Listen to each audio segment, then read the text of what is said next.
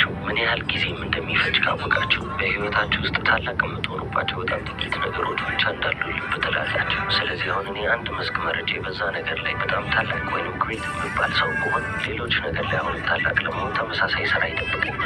የሰው ልጅ ደግሞ በሁሉም ነገር ውስጥ ታላቅ ሊሆን አይችልም። የሆነ የራሱ የሆነ መክሊት አለው። የራሱ የሆነ ፐርፐስ ወይም አላማ ባለበት በዛ መንገድ ነው ታላቅ የሚሆነው።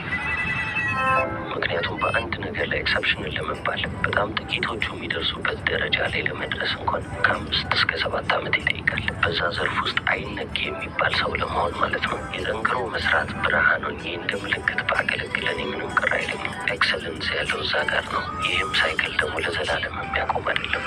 በህይወት ውስጥ ተጨማሪ ከምንማረው ነገር በላይ የሚያስታውሰን ነገር ቢኖር የተሻለ ነው ብዬ አምናለሁ። ለሰው ልጅ በጣም የሚጠቀሙ ነገሮችን ማስታወስ የቻለን ስንል ነው።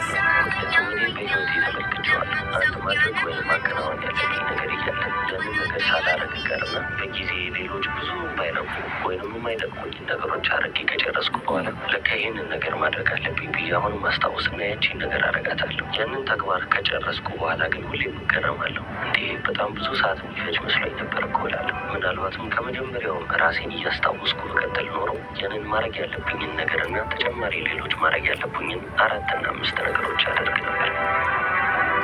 ለእኔ በግሌ በጣም ከባድ የምላቸው ጊዜያቶች ከእንቅልፌ ተነስቼ ወደ ስራ የምገባባቸው ጊዜያቶች ናቸው። ወደ ስራ ለመግባት ብዙ ደቂቃ ይፈጅብኝ ነበር። አንድን ስራ ሰርቼ ካጠናቀቅኩ በኋላ ወደ ሌላ ስራ ለመሸጋገር